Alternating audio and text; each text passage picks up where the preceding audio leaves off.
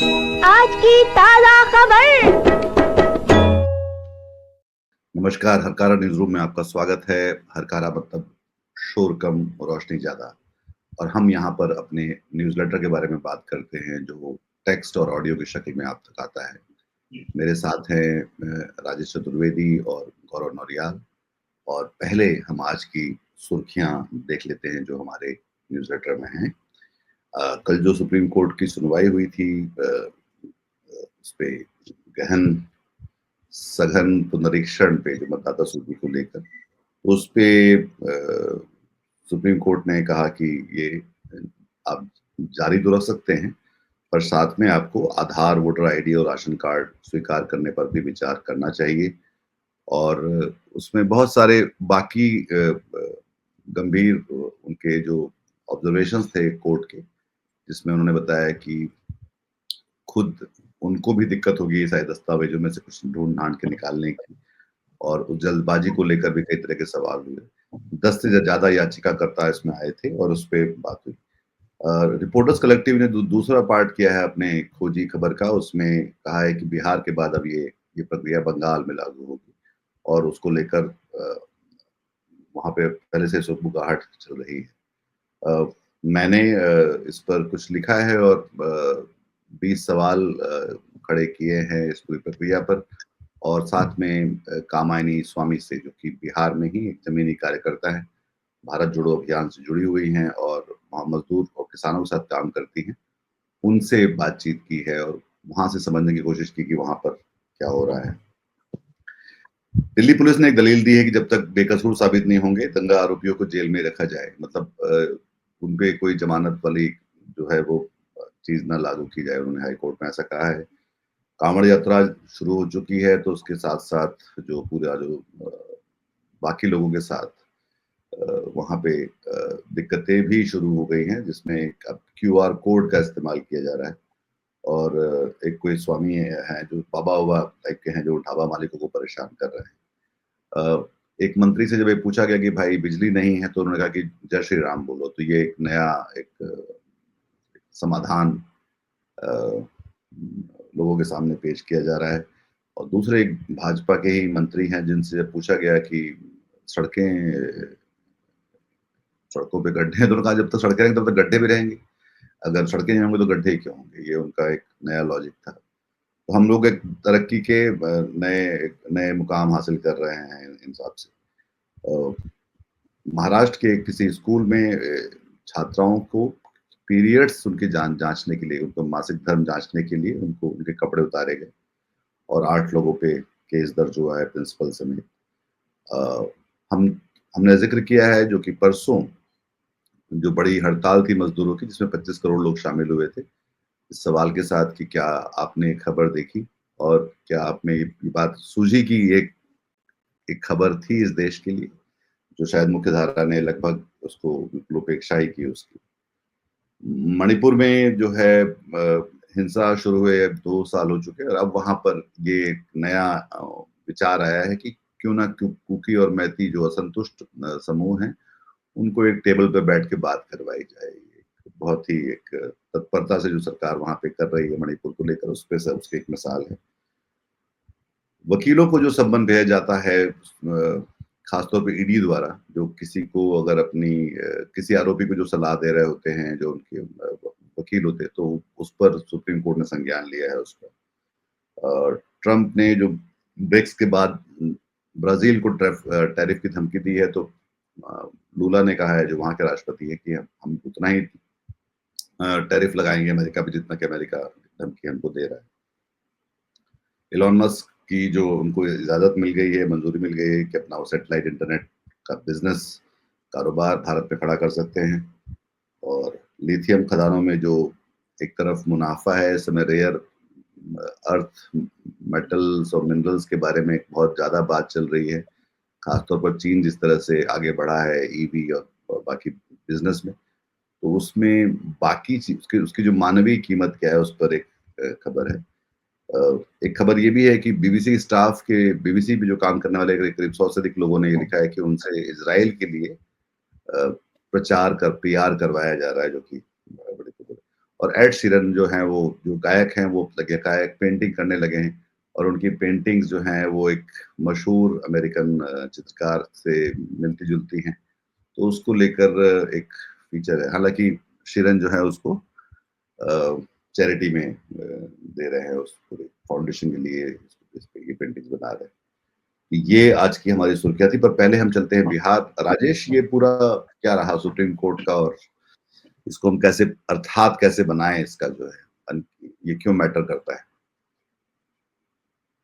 देखिए, ऐसा है कि सुप्रीम कोर्ट में जो कल सुनवाई हुई, उसके पहले ये एक समझा जाता था कि या तो सुप्रीम कोर्ट इसको प्रक्रिया को रोक देगा या फिर जो है मतलब इसके खिलाफ कोई टिप्पणी करेगा। लेकिन सुप्रीम कोर्ट ने चीजों को बहुत डिटेल में समझा है और उसी आधार पे कल जो है अपना आदेश दिया है। और जो टिप्पणियां की गई हैं बेंच द्वारा, वो वो भी सारी चीजों को समग्र रूप में समझते हुए की गई हैं। अब उसका इंटरप्रिटेशन जो है, उसका मतलब अपने अपने ढंग से निकाला जा रहा है। और हमने ये भी देखा कि जो मेन स्ट्रीम का मीडिया है, उसने तो यही लाइन चलाई कि साहब जो है वो जो प्रक्रिया, जो गहन पुनरीक्षण है, विशेष गहन पुनरीक्षण, वो उस पे स्टे नहीं किया और वो जारी रहेगा। तो मतलब ये हम लोगों को समझना चाहिए कि वो स्टे उस पे क्यों दिया जाएगा। कोर्ट ने कल पूछा भी और बल इनफैक्ट इलेक्शन कमीशन के वकील ने ये सवाल उठाया कि साहब इस पे स्थगन दिया जा रहा है कि नहीं। अंतरिम स्थगन की बात हुई थी, तो जो याचिकाकर्ताओं के माने जो इस प्रोसेस के खिलाफ याचिकाएं लगाई गई, वो उन याचिकाकर्ताओं के वकीलों ने कहा कि नहीं साहब, हम इसको प्रक्रिया को रोकना थोड़ी चाहते हैं, हम स्टे नहीं मांग रहे हैं। ये स्पष्ट किया। तो कोर्ट ने भी फिर इसको समाप्त इसी अंदाज में किया कि भाई इसको कौन रोक रहा है, हम कह रहे हैं आपसे, आप आगे बढ़िए। लेकिन जो सवाल मनमानी के हैं कि आप जिस प्रक्रिया को अपना रहे हैं और उसमें ये परिलक्षित हो रहा है कि मनमानी की जा रही है, अपने अपने अपने जो भी आपका मोटिव है उस आधार पे आप जो है नागरिकता तक तय कर रहे हैं। और जो दस्तावेज आपके द्वारा मांगे गए हैं, उनकी भौतिक रूप से, व्यवहारिक दृष्टिकोण से स्थिति वास्तव में है क्या। मतलब कई सवाल तो वकीलों से ज्यादा, याचिकाकर्ताओं के वकीलों से ज्यादा तो सवाल जो है वहां कोर्ट ने किए, बेंच ने किए। मतलब जस्टिस धुलिया ने तो यहाँ तक कह दिया कि अगर आप मुझसे मांगेंगे ये जो दस्तावेज है तो मैं अभी आपको उपलब्ध नहीं करा पाऊंगा। और फिर जो चुनाव आयोग के वकील साहब हैं द्विवेदी जी, उन्होंने जब आर्टिकल 326 का हवाला देते हुए ये कहा कि साहब हम जो है, जब बात वहां नागरिकता की शुरू हुई तो उन्होंने कहा कि आर्टिकल 326 के तहत जो है ये आवश्यक है कि हम जो है जो 18 साल का जो वयस्क मतदाता है उसका मताधिकार सुनिश्चित हो, ये हमको अधिकार देता है। और वयस्क मताधिकार की जो शर्त है, पूर्व शर्त, वो है नागरिकता। उसका नागरिक होना बहुत जरूरी है। तो कोर्ट ने जब लंबी बहस चली इसमें तो ये स्पष्ट किया कि भाई आप करिए। एक तो ये है कि इसमें ये समझने की जरूरत है, इसको स्पष्ट मान लीजिए कि किसी भी व्यक्ति की नागरिकता तय करने का काम आपका नहीं है। ये काम जो है होम मिनिस्ट्री का है, गृह मंत्रालय का है। उन्होंने एक किसी पर्टिकुलर केस का हवाला देते हुए ये भी कहा कि भाई, और इसको अल्टीमेटली फिर जो है इसका कोई, अगर क्योंकि उसमें आप किसी की नागरिकता खत्म करते हैं या आप ये तय करते हैं उसका सत्यापन करने के बाद कि भाई ये नागरिक नहीं है, तो फिर उसको पर्याप्त सुनवाई का, और उसमें फिर एक लीगल प्रोसीजर चलता है, एक प्रोसेस चलता है, वो उसको मौका दिया जाना चाहिए। और अगर आप जो है ये कह रहे हैं आपको ये तय करना था या आपको ये देखना था कि वो नागरिक है या नहीं है, तो फिर आपको ये पूरी जो आपका पुनरीक्षण अभियान है, इसको काफी पहले शुरू कर देना चाहिए। इसकी मतलब ये व्यवहारिक रूप से ये जो समय सीमा, उसमें कोर्ट ने तीन चीजें कही ना कि ये समय सीमा का सवाल है, व्यवहारिकता का सवाल है। ये जो तीन मुद्दे हैं इन पे आपको जो है पूरा अच्छा खासा वक्त देना चाहिए था लोगों को। और फिर एक ये बात ये भी है कि भी नागरिकता भी आपने जो है स्टेट का जो काम है वो स्टेट अपना काम ना करके आपको ही ये साबित करने के लिए कह रहा है कि भाई आप साबित करिए, और टाइम भी नहीं दिया जा रहा है। तो कोर्ट ने देखिए जो 28 जुलाई की तारीख तय की है कि साहब हम इस पे जो है माने उसको अभी अपने पास ही रखा है। क्यों रखा है? क्योंकि 1 अगस्त को जो है वो प्रारूप मतदाता सूची का प्रकाशन किया जाना है। जब ये पूछा गया कि कब आप इसका प्रकाशन करने वाले हैं तो उन्होंने बताया कि भाई 1 अगस्त को होगा। तो कोर्ट ने देखिए एक तो ये कहा कि 21 जुलाई तक आप हमको इसमें जवाब दें इलेक्शन कमीशन से। दूसरा ये है कि 28 जुलाई को इसकी सुनवाई होगी, फाइनल हियरिंग होगी, उसमें मतलब 1 के पहले होगी।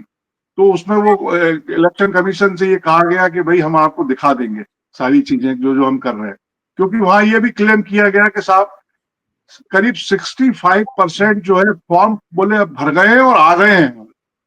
आप देखिए, आप ये भी इस पे भी एक बाहर माने कोर्ट के बाहर व्यवहारिक धरातल पर इस पर भी सवाल उठ रहा है कि 67% फॉर्म आ गए हैं, जबकि जमीनी तौर पे या वहाँ असलियत में जो है ये स्थिति है कि वहाँ कई लोगों को पता ही नहीं है कि ये कोई प्रोसेस चल रहा है। माने आप तो बिहार को सोचिए, दूसरी तरफ जो है व्यवस्था को सोचिए कि मशीनरी कैसे काम करती है। और मशीनरी कौन है? मशीनरी कोई चुनाव आयोग की अपनी कोई खुद की एजेंसी तो है नहीं है। जो मशीनरी है वो तो वही कर्मचारी हैं जो स्टेट गवर्नमेंट के अधीन काम कर रहे हैं, उन्हीं से काम करवाता है ना इलेक्शन कमीशन। उनकी सेवाएं वहां शिफ्ट कर दी जाती है तो वो इलेक्शन कमीशन के अधीन हो जाते हैं। तो वो जो मशीनरी है वो मतलब इतना कॉम्पिटेंटली काम कर रही है कि 67% फॉर्म आ भी गए। तो खैर 28 जुलाई को सुनवाई रखी है फाइनल, और 21 जुलाई को जवाब मांगा है। तो अब ये 1 अगस्त की जो तारीख के पहले रखी इसलिए गई है क्योंकि उसमें जो है सारी चीजें स्पष्ट हो जाएंगी, और ये भी तय हो जाएगा जैसा सुप्रीम कोर्ट ने कंसीडर करने के लिए कहा है कि आपने जो है ये इसको कंसीडर करें आप आधार को और राशन कार्ड को, और तीसरा आपका खुद का जो पहचान पत्र है बनाया हुआ, जो एपिक कार्ड है जो आपने खुद ने जारी किया है, इन 3 चीजों को आप कंसीडर करें। तो इलेक्शन कमीशन ने कहा कि साहब ये आधार, तो कोर्ट ने ये भी कहा कि जाति प्रमाण पत्र में तो आप आधार कार्ड मांगते हो। तो तो उन्होंने कहा कि नहीं साहब आधार का भी कोई आधार नहीं है, माने ये तक कहा गया। तो खैर उन्होंने कहा कि देखो आपको अगर इसको अस्वीकार करना है तो आप अस्वीकार करिए, लेकिन आपको कारण बताना पड़ेगा कि हम इसको क्यों अस्वीकार कर रहे हैं। ये जो 3 चीजें उन्होंने सुझाव दिया है, कंसीडर करने के लिए कहा है। देखिए एक तो हमको ये समझना पड़ेगा कि दोनों सुप्रीम कोर्ट और इलेक्शन कमीशन दोनों संविधान की के अंग हैं। दोनों जो इकाइयां हैं वो संवैधानिक इकाइयां हैं। वो मतलब अगर आप ये उम्मीद करें कि सुप्रीम कोर्ट सीधे आदेश देता या देगा तो ऐसा नहीं होता है। बहुत ही विनम्रता के साथ कोई चीज कही जाती है, वही सुप्रीम कोर्ट ने कहा है कि आप ये 3 चीजें जो है इसको विचार करें इस पर। ये तरीका यही होता है। और 28 तारीख को अब सामने आ जाएगा कि इलेक्शन कमीशन ने ये जो 3 सुझाव दिए गए हैं कि ये कार्ड ये कार्ड ये कार्ड, इसको वो स्वीकार कर रहा है कि नहीं कर रहा है, वो 28 को पता लग जाएगा, माने 1 अगस्त के पहले पता लग जाएगा। तो वो उस इलेक्शन कमीशन के 28 तारीख को जो वो कहता है उस आधार पे तय होगा कि ये जो चल रहा है ये किस किस किस अंदाज में चलेगा या किस फ्रेम में ये प्रक्रिया चलेगी, ये 28 को तय हो जाएगा। इसमें जो 2-3 जो बातें निकल कर आ रही हैं, जो मैंने कामायनी से जब बात की तो उसमें ये भी समझ में आया कि जैसे उन्होंने कहा कि किसी की शादी हुई तो वो ससुराल में रह रही है 15 साल से, जितने सालों से, उसको आप कह रहे हैं कि अब आप अपने कागज लेकर आओ, तो वो अपने माँ बाप के जन्म प्रमाण पत्र जाके जो कि होंगे या नहीं होंगे। उसने जो दूसरी बात ये कही कि जो लोग हाशिए पर हैं, जो लोग गरीब हैं, जो लोग जिनकी साक्षरता कम है, उनके लिए ये न सिर्फ मुश्किल है बल्कि महँगा भी है, क्योंकि उनकी आमदनी ही उतनी नहीं है जितने से ज़्यादा पैसे वो खर्च करेंगे अपने आप को मतदाता सूची में शामिल करवाने के लिए।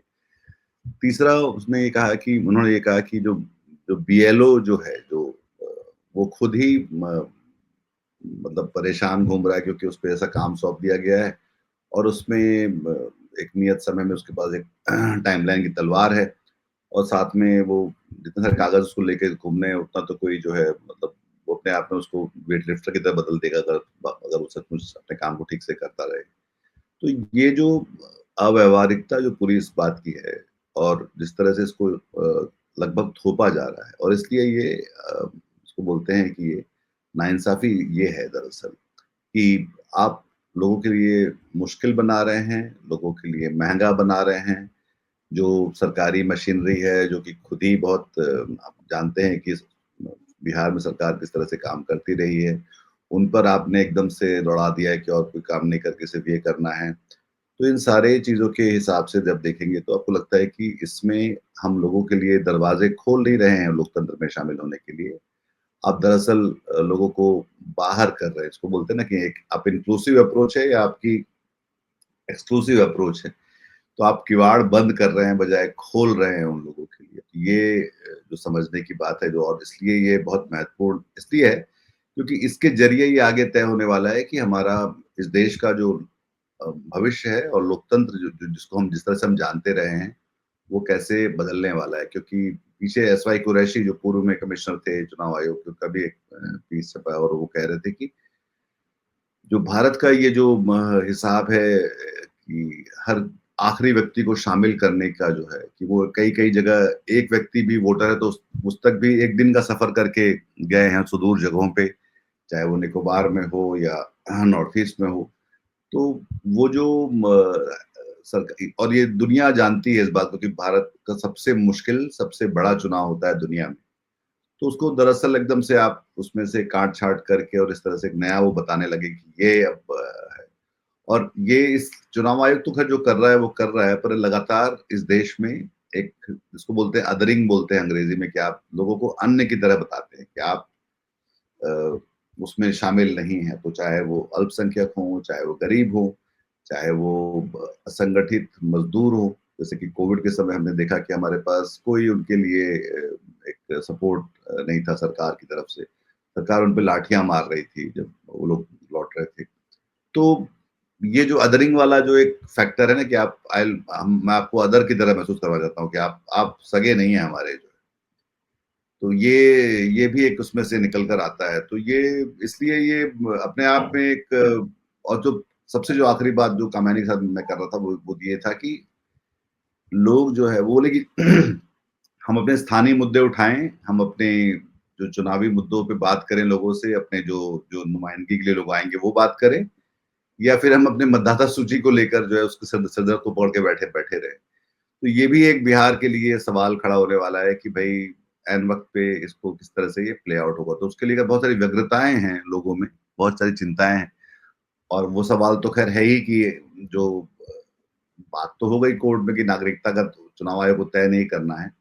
पर इस बात का कोई यकीन कौन कहाँ कैसे करेगा कि आप जो कर रहे हैं वो दरअसल लोगों को विदेशी बताने का, उनको घुसपैठिए बताने का, उनकी नागरिकता पे सवाल खड़ा करने का, उनको इस बात पे गिरफ्तार कर लेने का, क्योंकि वो सब आप कर चुके हैं पहले, कहीं और कर चुके हैं।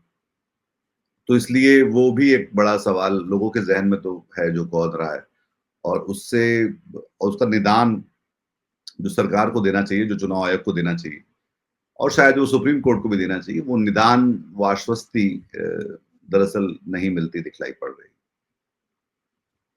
हाँ, इसी में मैं एक चीज़ और जोड़ता हूँ, ये जो आपने क्रेडिबिलिटी की, विश्वास की बात की कि जो कहा जा रहा है वो हो रहा है कि नहीं, उसको लागू कौन करेगा?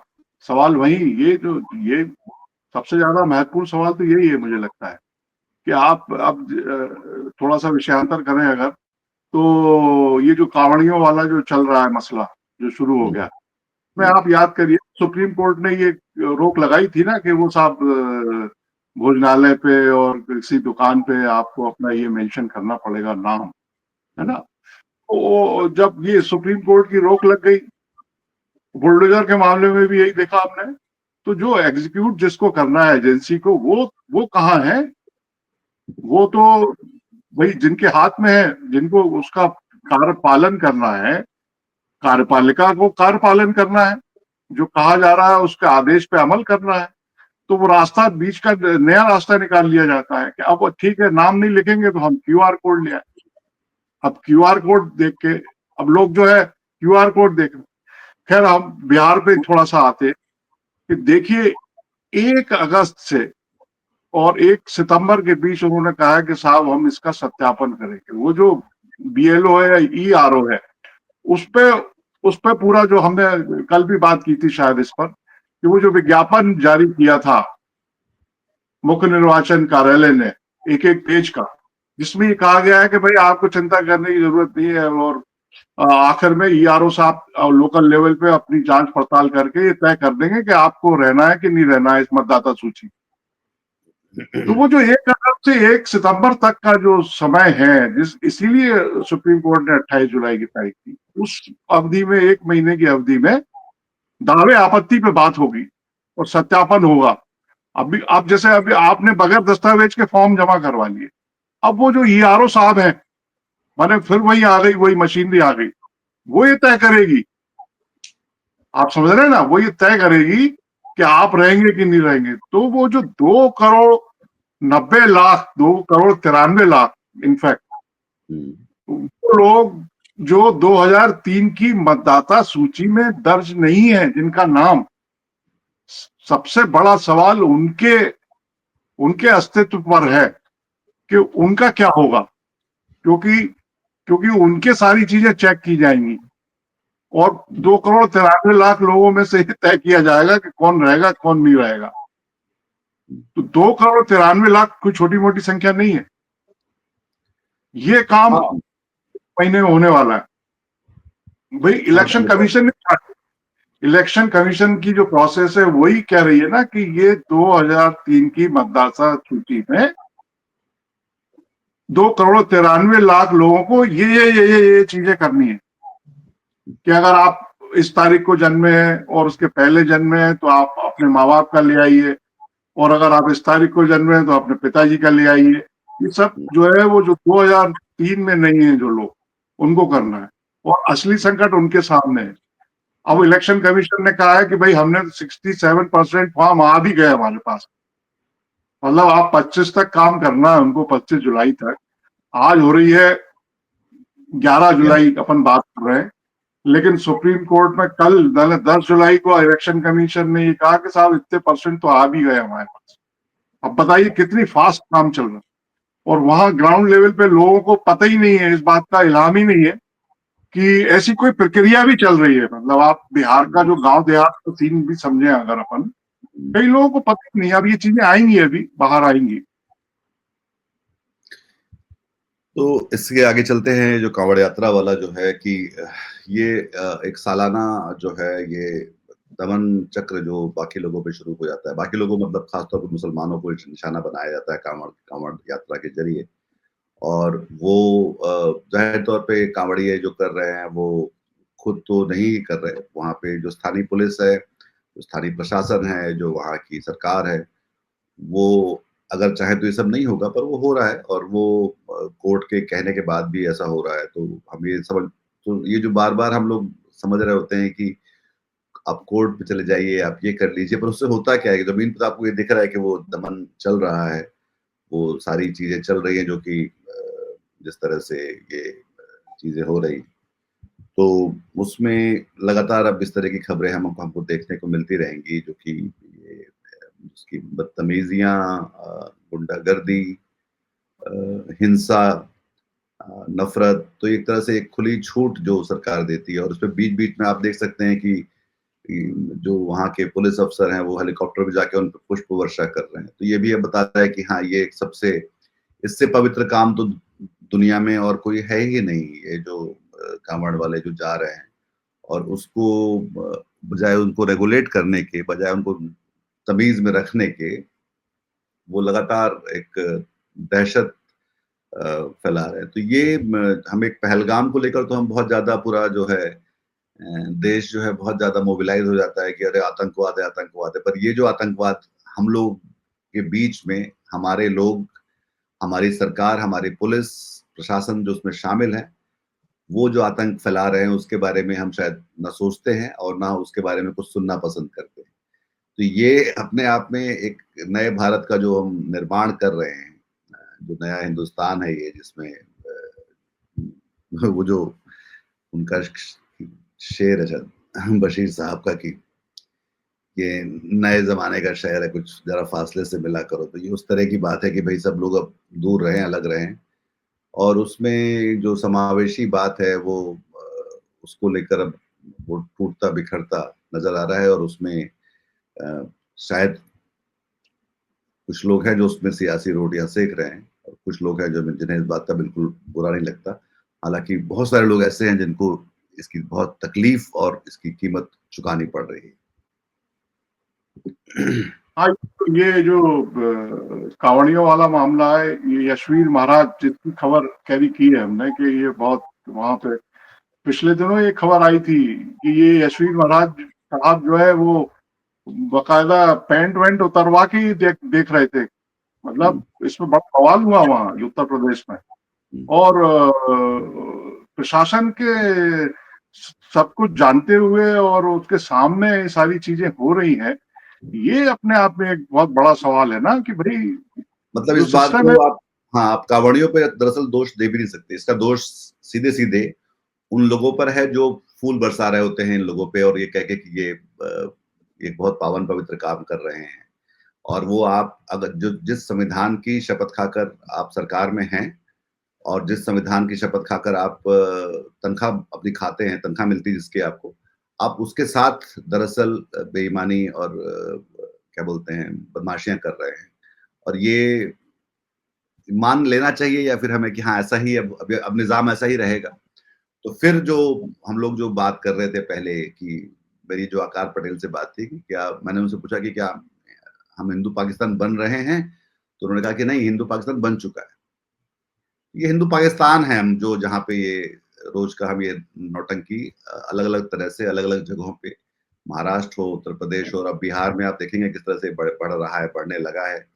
वहां पे जो बड़े मुख्य धारा के मीडिया हाउसेस हैं वो भी क्या बोलते हैं, हर हर हरे को पाकिस्तानी झंडा बताने लगते हैं।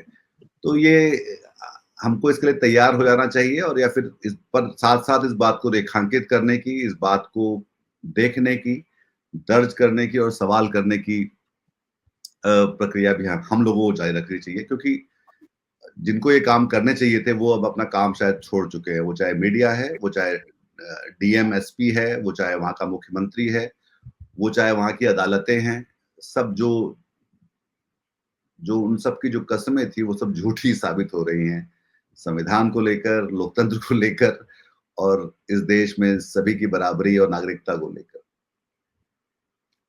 एक दो दिन पहले ये भी खबर अभी आई थी कि वहां जो है वो जो खोमचे वाले छोटे छोटे दुकानदार, उस पर रेहड़ी चलाने वाले, वो मतलब मैं हिंदू हूँ की तख्तियां लग रही है वहां। मतलब और वो आप खोमचे वाले की हालत देखिए, वो जो वीडियो वायरल हो रहे हैं, वो सोशल मीडिया पे खबरें चल रही हैं, वो आप देखेंगे तो वो जो खोमचे वाला है बेचारा गरीब, उसकी मतलब 20 रुपए की वो तख्ती नहीं बनवा सकता है, लेकिन एकदम नई लिखी हुई तख्ती है। वो कौन लोग हैं जो इस तख्ती को लगा रहे हैं, दुकानों पे जाके चढ़ के चिपका रहे हैं कि मैं हिंदू हूं, मैं हिंदू। अब बताइए ये सब हो रहा है, तो इसको जो देखने का काम है वो एजेंसी देख रही है, वो देख रही है केवल। नहीं तो देख रही ये ना, वही तो वो तो अनदेखा कर रही है दरअसल वो। और अनदेखा कर, सिर्फ अनदेखा नहीं करे, वो शामिल है उसमें। मतलब अगर पुलिस कुछ ना करती तो समझता कि पुलिस नालायक है। पुलिस जाके उसमें फूल बरसा रही है। जब फूल बरसा रही तो तुम तो शामिल, तुम उस जुर्म में, उसमें जुर्म में शामिल हो, दरअसल तुम उस आतंकवाद में शामिल हो तुम दरअसल। तो ये बात मतलब बहुत बहुत तकलीफ में कही जा सकती है, क्योंकि कोई खुशी की बात तो है नहीं किसी भी देश के लिए, किसी भी मुल्क के लिए, किसी भी देश के लोगों के लिए। पर हम ये, और और ये ऐसा भी नहीं कि भारत कोई पहला देश है जहां पे इस तरह चीजें हो रही हैं। हम देख चुके हैं पाकिस्तान को बनते हुए, जब वो भी हमारे साथ ही पैदा हुआ था, और उसने वहां पे क्या हुआ, तो वो अब हमारे यहाँ हम होता हुआ देख रहे हैं। और उसको लेकर हो सकता है कि कुछ लोगों को बहुत इस बात का गर्व का एहसास होता हो, जाहिर तौर पे वो इंसानियत के लिए एक बट्टा है और शर्म की बात है। मणिपुर पे चलते हैं, उत्तर प्रदेश से, और वहां पर 2 साल बाद नए जब जो जो पूर्व में केंद्रीय गृह सचिव थे वो वहां के आके राज्यपाल बने हैं, और अब ये इतना बढ़िया उनको विचार आया कि अब कुकी और मैती लोग जो है भाई टेबल पे बैठ के बात क्यों नहीं कर लेते, ऐसी ऐसी क्या बात है जो कि टेबल पे बैठ के सुलटाई नहीं जा सकती। इतने सारे लोगों के मरने और हिंसा के बाद, और जिसमें अभी तक नरेंद्र मोदी का वहां पे जाना हुआ नहीं है, ना प्रधानमंत्री जी का, और पर वो कह रहे हैं कि टेबल पे बैठ के अब हम लोग बात कर लेंगे, और ये अभी अगले महीने ये आएगा। ये विचार आने की खबर जो है न्यू इंडियन एक्सप्रेस ने छापी है, जो कि बिल्कुल ऐसा लग रहा है कि अब बिल्कुल एक मतलब उससे ज्यादा तो मेरे ख्याल से इजराइल और फिलिस्तीन के लोगों ने आपस में जब कतर में जाके बात कर ली, जितने की मणिपुर में शायद बात नहीं हो पाई अभी तक। और ये भी कि मणिपुर अभी भी इस देश में है, और 2 साल से वो आपको बता रहा है कि आपका प्रशासन, आपकी सरकार, आपका जो आपकी नीयत, सब में कुछ न कुछ गड़बड़ है। गौरव? जी, तो अभी भी अधिकारी यही कह रहे हैं कि आगे अगर शांति रहेगी बरकरार कुछ महीने तक मणिपुर में, तो ये बातचीत जो कुकी और मैतेई को एक टेबल पे लाने की बात सरकार कर रही है, तब जाके वो होगी। मतलब उन्हें अभी भी ये देखना है कि आगे शांति अगर बहाल रहेगी तो बातचीत का कुछ असर निकलेगा। तो अभी सरकार के पास कुछ है नहीं, बस खाली एक आइडिया है कि चलो दोनों को अब साथ बैठाते हैं। 3 दौर की वार्ताएं अलग अलग इनसे हो चुकी है, और सरकार को लगा है कि भाई बातचीत रचनात्मक है, मतलब सब लोग शांति तो चाहते हैं, लेकिन वो कैसे आएगी इसका हल अब सरकार के पास ही नहीं है। तो नागरिक तो इधर उधर ही डोल रहा है कि भाई कब होगी, कब होगी, उन्हें समझ नहीं आ रहा है कुछ। जी, वो 3 दौर की, जैसा गौरव ने बताया, 3 दौर की बातचीत अलग अलग हो चुकी है दोनों समुदायों से, कोई कुकी और मैतेई समुदाय अलग अलग। अब उनको ये उम्मीद जागी है, और अब भल्ला साहब जो है चूंकि होम सेक्रेटरी रहे हैं, तो उनको कई सारी चीजें पहले से संज्ञान में है, पता है। और तो इस नाते देखिए, इसमें एक हमको एक खबर का इसमें जिक्र करना जरूरी है। वो ये है कि अभी हमने खबरें देखी थी, कई जगह ये आया कि प्रधानमंत्री मोदी जो है उनकी यात्रा होने वाली है वहां अभी बहुत, मतलब, तो मुझे ऐसा लगता है कि ये मोदी जी जो है तभी जाएंगे जब वहां ये शांति बहाल हो जाएगी और दोनों समुदाय जो है एक टेबल पे आकर के बातचीत कर लेंगे। उसके बाद ही जो है वो अ, मणिपुर जाएंगे, और उसी का ये सब चल रहा है, मतलब। और अच्छा। वहां फिर मतलब शांति के बाद मोदी जी आए हैं, शांति करा के आए हैं, मतलब इस टाइप हाँ, का रहेगा पूरा। 2 साल से जो चल रहा था वो किसी और निजाम में कोई और कर रहा था, पर मैंने आके अब सब कुछ ठीक कर दिया है, ये ऐसा कुछ इस भाव मुद्रा हाँ में आके, और हाँ, वो फिर मतलब एक एक दुनिया जहान में मैसेज जाएगा, दुनिया जहान में मैसेज जाएगा कि देखिए मोदी जी आए हैं, शांति लाए हैं। तो इस टाइप का हो रहा है, और दोनों पक्षों के बीच बातचीत हो चुकी है, और अब संयुक्त रूप से बातचीत होने की तैयारी की जा रही है, ये एक है। और हाँ, अभी तो मतलब वही शायद आए। तैयारी है, विचार है, बयान है, सब अभी, मतलब जमीन पे क्या है वो दिखलाई देने वाली बात तो बात की है, पर अभी तो सिर्फ एक एक ख्याल है, उस संसार ख्याल में। संसार सागर आभासी है, आभासी दुनिया है, आभास करते रहिए। अब एक महत्वपूर्ण खबर है जिसको आज हम लोग उस लेख को निकाल के प्रकाशित करने की कोशिश करेंगे, जो जो जेएनयू में जो अर्थशास्त्र के प्रोफेसर एमेरिटस हैं, दीपक नैयर, उन्होंने एक महत्वपूर्ण भाषण में कहा, बीजी देशमुख स्मृति व्याख्यान में, कि 2047 तक भारत के विकसित होने की संभावना लगभग न के बराबर है। और उन्होंने कहा कि अब हम बहुत सारी कांवड़ यात्रा तब तक निकाल चुके होंगे, बहुत सारा जो है दंगे फसाद हो चुके होंगे, जिस हिसाब से हम चल रहे हैं, बहुत सारे पुल जो है टूट के गिर पड़े होंगे इस बीच जो है। और उस बीच जो है उन्होंने कहा कि जब तक हमारी शिक्षा प्रणाली ठीक नहीं होती, जहाँ पे हम लगातार देख सकते हैं कि शिक्षा का स्तर शिक्षा का करिकुलम कैसे हाईजैक हो रहा है, शिक्षा को किस तरह से रोजगार उन्मुख नहीं बनाया जा रहा है। इतने सारे नौजवान हैं पर उनको नौकरियां नहीं, मतलब नौकरियां नहीं है उनके लिए, या वो नौकरियों के लिए वो लोग फिट नहीं है, जिस पे भी लगातार बात होती रही है। तो उन्होंने फंड्स में बहुत भारी कटौती हुई है। मतलब पिछले 8-10 सालों में देखें तो स्कॉलरशिप कटे हैं, बहुत सारे फंड्स कट गए नहीं, हैं नहीं, यूनिवर्सिटीज। संस्कृत में 2500 करोड़ रुपए से ज्यादा रखे गए हैं। बाकी चीजों को पे, तो विज्ञान पे, बाकी चीजों पे, आप फंड पे और स्कॉलरशिप पे जब आप पैसे नहीं दे रहे हैं बच्चों को, जो लोग काबिल हैं और बाहर जाना चाहते हैं, खासतौर पे जो वंचित तबकों की, ये खबर भी हमने लगाई थी।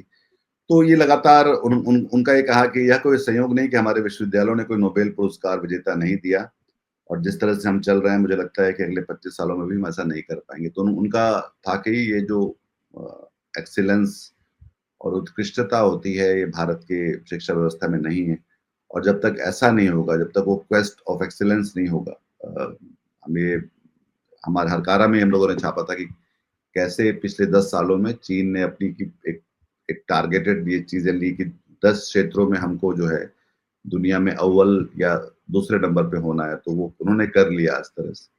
और जबकि 91-92 में हम दोनों की पर कैपिटा जीडीपी बराबर थी, भारत और चीन दोनों की। तो उसके कारण ये जो पूरा जो प्रबंधन है वो खास तौर पे आप देख सकते हैं कि आप भारत को किस तरफ लेकर जा रहे हैं। आप एक भारत को एक विकसित हिंदू पाकिस्तान नहीं बन सकता। एक विकसित भारत तो बन सकता है, पर एक विकसित हिंदू पाकिस्तान नहीं बन सकता। तो ये शायद समझ पाना और इसको लेकर गंभीरता जो है वो सरकार की तरफ से तो हमको शायद कहीं दिखलाई नहीं पड़ती। पर इसको हम आगे भी बात करेंगे इसके बारे में। और फिर ट्रंप का जो टैरिफ वाला जो शोर शराबा वापस शुरू हो गया है, उन्होंने ब्राजील को धमकी दी, और वहां के राष्ट्रपति है लुइस इनासियो लूला डी सिल्वा, लूला कहते हैं सब लोग, तो उन्होंने कहा कि हम भी पलट के उतना ही देंगे जितना कि आप हम पे लगाएंगे। और उधर कनाडा के साथ भी रात में उन्होंने फिर वो कर दिया है कुछ उसको। और तो अभी यूरोप फिर से सोच रहा है, जो पश्चिमी बाकी देश हैं, जो गैर अमेरिकी पश्चिम के जो ब्लॉक है, वो सोच रहा है कि हम इसका क्या करें। तो वो बार बार इसमें एक मजेदार चीज है, ट्रंप ने जिस तरीके की बात इसराइलियों से कही कि भाई नेतन्याहू को माफ कर दिया जाना चाहिए, उनपे कोई भी मतलब मुकदमे नहीं चलने चाहिए भ्रष्टाचार के, तो यही बात ये बोलसोनारो को लेके कह रहे थे। ये सब दक्षिणपंथी हाँ, नेता है, नेतन्याहू, बोलसोनारो, उन्होंने भी ट्रंप। उन्होंने भी बोलसोनारो उन्होंने को भी लेके भी ट्रंप वो यही कह रहे हैं। उन्होंने भी जी। ट्रंप की तरह जो है अपने कैपिटल हिल जैसे जो वहां पर है ब्राजील में, उस पर हमला करवाया, और जिसको लेकर उनपे मामला चल रहा है। और वो एक बड़ा वहां पे मामला है। और ब्राजील उन देशों में से है जहां पे दरअसल दक्षिणपंथी नेता और बोल्सोनारो, जिनको बहुत सारी क्रूरताओं के लिए जाना जाता था, वहां के लोगों ने उनको हरा दिया, और वहां पे सत्ता पलट गई, और वापस जो है लेफ्ट लेनिंग जो लूला हैं, उनके पहले जो थी वो लूला काफी साल खुद भी जेल में रहे, उन पे जो आरोप थे। एक ये जो सनसनीखेज लगभग खबर है, जो मतलब जिसको बीबीसी का स्टाफ केवल 150 लोगों ने एक चिट्ठियां लिखी है कि हमसे इजराइल के पक्ष में जो है प्रचार करवाया जा रहा है। मेरा डिस्क्लोजर एक, मैं बीबीसी में रह चुका हूँ, और मैंने वहां पे काम किया है, पर उस समय तक तो ऐसा कुछ हमें नहीं देखने को मिला था। पर ये एक अपने आप में बहुत क्या बोलते हैं, अभी परेशान तो करने वाली बीबीसी बात। को उन्होंने जो पत्र लिखा है टीम और, को, और अपने निदेशक को। इंग्लैंड में, जी, ब्रिटेन में मैं कई ये कह लोगों रहा को था, इस बारे इन्होंने में, अभी जो पत्र है, अभी के पत्र में तो सीधा ही बीबीसी को प्रोपेगेंडा टूल कह के पत्र में उन्होंने जिक्र किया है कि हम प्रोपेगेंडा टूल में बदल गए। ये जो मामला है कि इसराइल को लेकर और खासतौर पर फिलिस्तीन को लेकर, जहां पर इतने सारे जनसहार खुलेआम रोज हो रहा है, उसमें वो जो जगह थी, चाहे वो अमेरिका था या वहाँ का यूरोप के मीडिया हाउसेस हैं, जिनको हम समझते थे कि ये लोग हैं जो दुनिया को आगे ले जाने की बात विचार पे और विज्ञान पे बात करते हैं, या जो एक तरह से विमर्श हमारा जो सेट करते हैं, उसको लेकर एक सवाल है जिसको जिसपे इसको गंभीरता से लिया जाना चाहिए। क्योंकि कल जब बाकी देशों में जब इस तरह की चीजें होती है तो वो बहुत नागवार गुजरती है, उन्हें लगता है कि जब जब अगर बीबीसी का स्टाफ ये कर रहा है तो अफगान रेडियो को क्या करना चाहिए, या ईरान का मीडिया को क्या करना चाहिए, या कल को भारत का अब हम करेंगे तो हम बोलेंगे हाँ हम वो भी तो ऐसा कर रहे हैं। तो ये जो एक बेंचमार्किंग हो जाती है, वो एक शायद दुख की बात है जो जिसको लेकर सोचना चाहिए, और उसको मुझे लगता है कि कुछ करेक्टिव मेजर्स उनको उसके लेने चाहिए कि वो इसको इस तरह की चीजें ना हो, क्योंकि ये बहुत उनकी जो क्रेडिबिलिटी है, जो जैसे राजेश कह रहे थे, क्रेडिबिलिटी खासी गहरी है, और जब वो चीजें जब अपनी जगह से हिलती हैं तो फिर किस पे आप भरोसा करेंगे। तो ये एक सवाल है इस बात को लेकर। आखिरी में जो एड शीरन जो है वो लगातार पेंट कर रहे हैं, और ये जो पेंटिंग्स हैं जिसको लोग देखते ही क्या समझ सकते हैं कि ये जैक्सन पॉलक है, जो कि एक महान अमेरिकी पेंटर रहे हैं, और वो दरअसल जाके अपने कोई गैरेज या कोई ऐसी जगह है उनके पास जहाँ पे जाके वो पेंट फेंकते हैं। दरअसल उसके वीडियोस वगैरह भी हैं एड शीरन के, जो कि गायक हैं। आप में से शायद कुछ लोगों ने उनको सुना होगा, और उनके बहुत सारे लोगों ने अलग अलग भाषाओं में भी कॉपी की है उनको। तो उसकी एक चलते चलते एक छोटी सी खबर है, और इसके साथ ही आज का हम अंक यहाँ पे खत्म करते। कोई खबर छूट तो नहीं रही कोई ऐसी महत्वपूर्ण इस बीच हमारी? एक खबर छुट्टी है हमारी कि जो ईडी के मामलों में जो भी वकील सुनवाई कर रहे हैं मनी लॉन्ड्रिंग के मामलों में, उन्हें ईडी की तरफ से समन भेजा जा रहा है। तो इस पे कोर्ट ने कहा है कि भाई ये नई जो सुप्रीम कोर्ट ने संज्ञान लिया है इसमें कि आप किसी को अगर कोई वकील कानूनी सहायता दे रहे हैं तो उसे क्यों समन भेजा जाना चाहिए, मतलब कायदे से। ये तो हम पहली बार ही देख रहे हैं। एक ये रेखा एक गुप्ता ये के बड़ा मकान का जो बड़ा रिनोवेशन मामला। था वो टेंडर कैंसिल कर दिया गया है। चलते चलते एक बात भी जरूरी है बताने की, जो उन्होंने केजरीवाल के शीश महल के जवाब में अपना एक मकान का रिनोवेशन का कुछ 60-70 लाख रुपए का उसका एक टेंडर था, वो रद्द हो गया है। रेखा जी अभी अपनी यहाँ भी रह रही हैं, उसमें ही रहेंगी, क्या बोलते हैं, तकलीफों के बीच, क्योंकि मकान जो है उनका ठीक से नहीं हो पाया है। और जो एक खबर हमने जिस तरह शायद बात नहीं की, वो बच्चियों के साथ ही जो थाने में हुआ है कि उनके मेंस्ट्रुअल हेल्थ को लेकर कोई उनके कपड़े उतरवाए गए, उसको लेकर जांच की गई। ये अपने आप में एक अजीब सी खबर है, जिसको लेकर क्या बनी जो, और वहां पे प्रिंसिपल और उनको 8 लोगों के खिलाफ मामला दर्ज हुआ है। एक खबर जो छूट गई हमसे इसमें तो कि वो कैनरा बैंक ने अभी 2 दिन पहले ये कहा था कि अनिल अंबानी की कंपनी ने लोन धोखाधड़ी की है, और अब उसने जो है सूचित कर दिया है बॉम्बे हाई कोर्ट को, कैनरा बैंक ने, कि साहब वो धोखाधड़ी का जो आदेश था वो हमने वापस ले लिया है।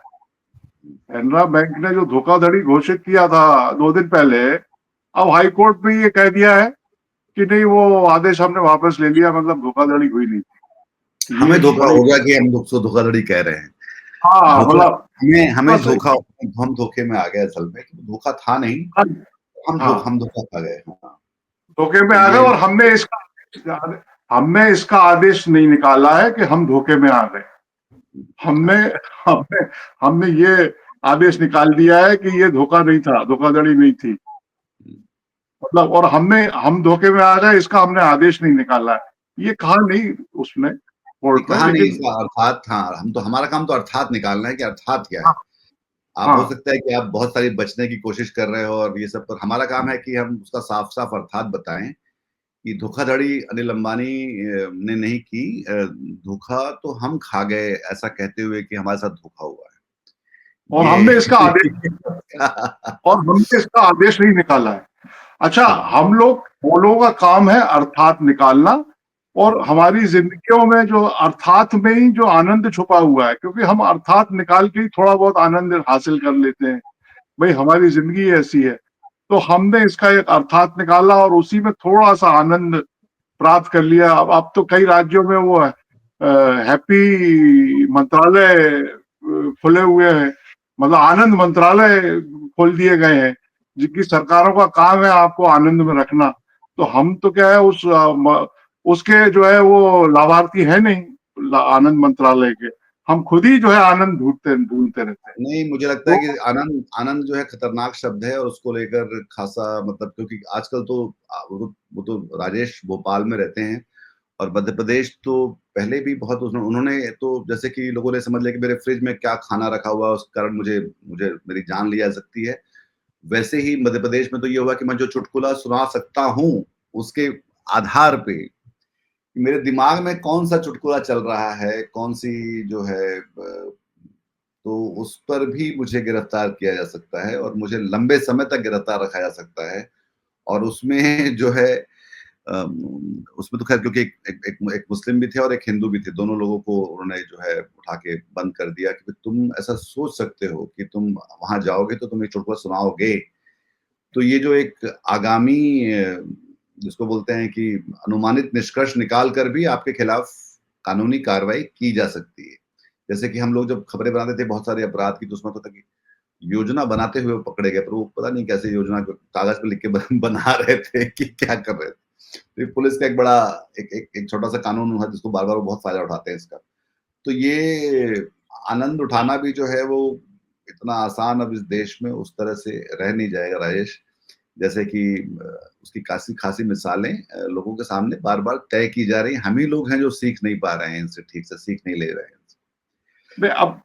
अब इसमें ये हो सकता है भाई, यही किया जा सकता है कि आप जाहिर नहीं करो कि हमने आनंद उठा लिया। भाई आप सड़क से निकल रहे हैं, आपने आनंद उठा लिया और चुपचाप उठा के अपनी जेब में रख लिया। हाँ, हम ये जाहिर ही नहीं कर रहे हैं कि हमने आनंद उठा लिया। तो यही ऐसा हो रहा है, वो मेडुसा है उनके साथ ऐसा हो रहा है। नहीं, आपको ये कि जो बाजार में आपको जो हंसी आ रही है वो आपको अपने कमरे में आकर, बंद कमरे में आके आपको हंसना पड़ेगा लाइट बंद करके, ताकि कहीं कोई रिकॉर्ड न कर ले कि आप हंस रहे। बंद कमरे में दीवार की तरफ मुंह करके हंसो, क्या दिक्कत है उसमें? मतलब ये जाहिर नहीं करो आप। मतलब दिक्कत क्या है भाई, इतनी सतर्कता तो बरतनी पड़ेगी। मतलब आनंद के लिए इतनी सावधानी बहुत जरूरी है कि हम आनंद भी उठा लें और जाहिर भी ना करें। ये एक अलग विधा है। वैसे श्रीकांत वर्मा की एक लाइन है कि कोई छींकता तक नहीं इस डर से कि कहीं मगध की शांति भंग ना हो जाए।